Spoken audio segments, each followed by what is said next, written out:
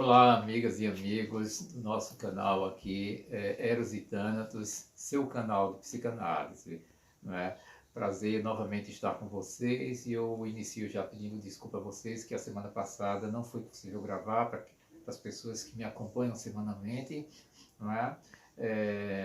A semana passada foi uma semana muito corrida e eu acabei ficando impossibilitado de fazer a gravação e a postagem semanal. Então, retomamos agora essa semana e fico então com essa dívida com vocês. O tema que eu estava pensando em tratar na próxima semana, trata agora e depois a gente vai seguindo com a nossa sequência de temas, tá? Inclusive com solicitações, que eu tenho algumas pessoas que me solicitaram alguns temas para trabalhar. Eu farei, tá?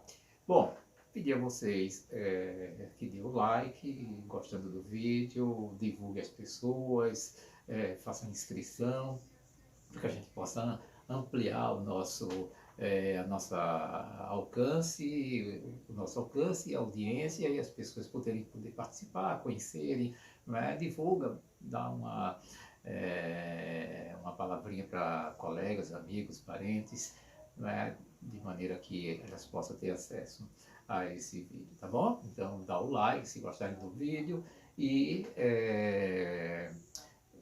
se inscreve, estimula as pessoas a se inscreverem e manda questões também, comentários, críticas, porque é interessante essa interação, tá? Eu estou com algumas questões aí, inclusive de solicitações, e vou trabalhar elas, certamente, nos próximos vídeos. Bom, mas agora eu vou trazer o tema que eu queria já ter trabalhado antes, e vou trabalhar agora com vocês, né, nesse nosso espaço, que é a questão da violência estrutural na sociedade brasileira. Eu quero falar um pouco sobre isso, tá? Bom, eu trabalhei durante um bom tempo, uma dezena de anos, né, no estado, aqui de Pernambuco, na Secretaria Estadual, primeiro ela se chamava Secretaria Estadual de Desenvolvimento Social e Direitos Humanos. Posteriormente passou a se denominar de Secretaria Estadual de Desenvolvimento Social, Criança e Juventude. E posteriormente foi criada uma outra secretaria, porque eu trabalhava na realidade na executiva de droga.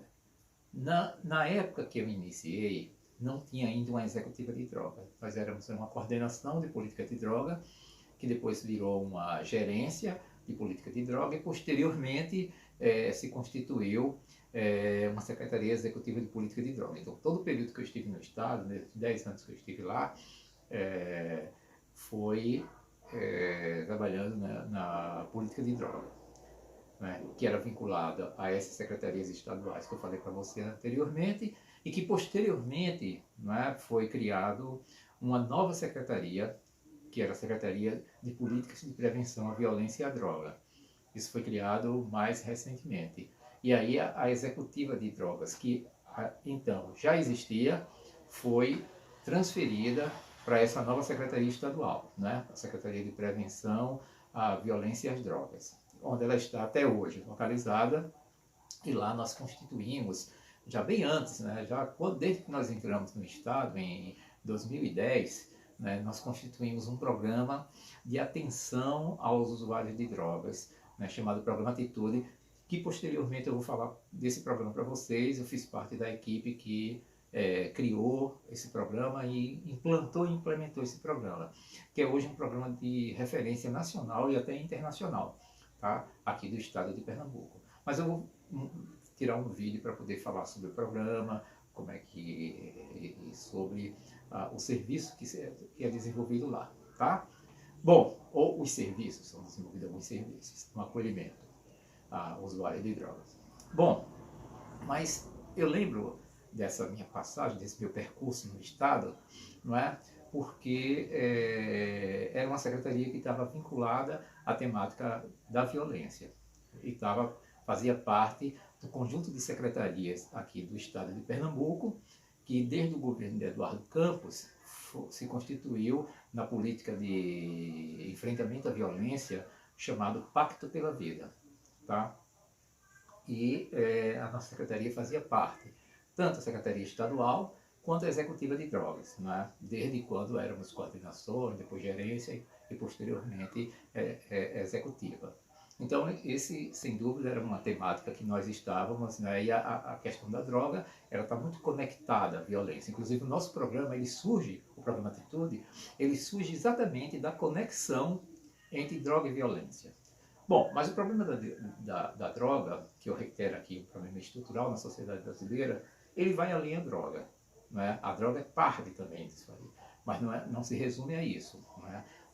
A questão da violência é muito mais extensiva. E eu quero pontuar precisamente essa questão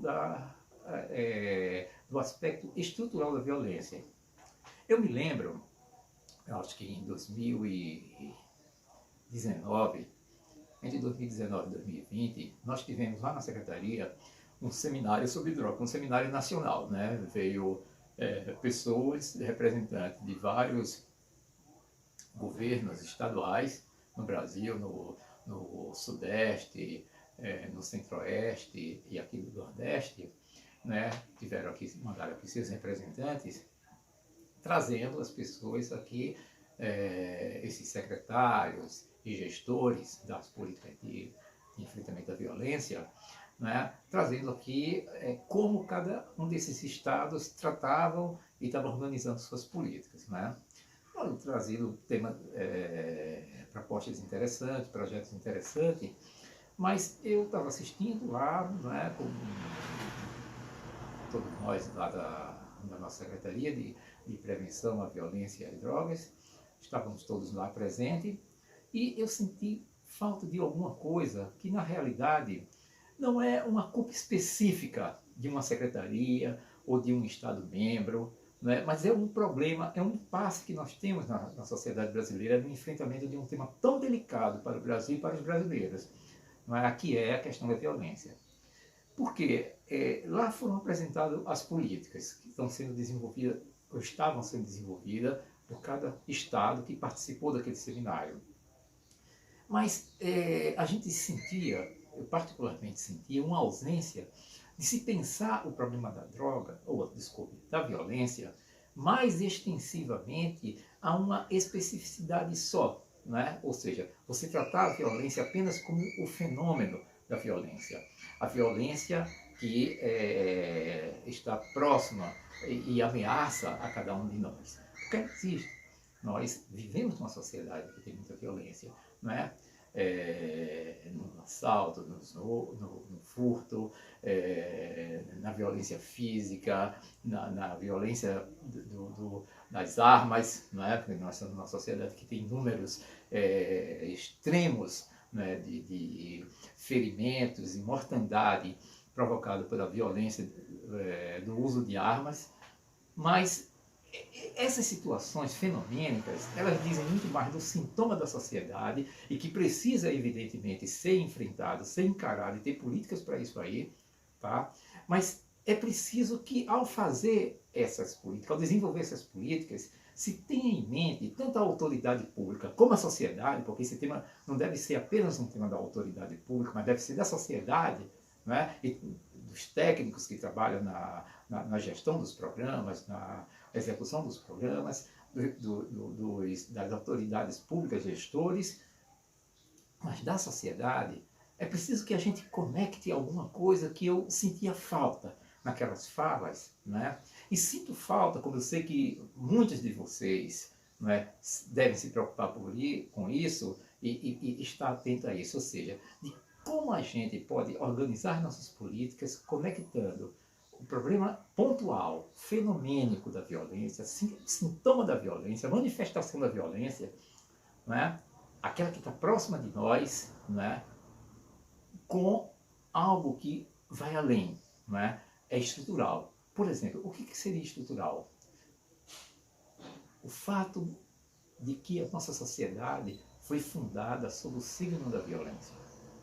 Ou seja, a nossa sociedade foi fundada sob o signo da exclusão.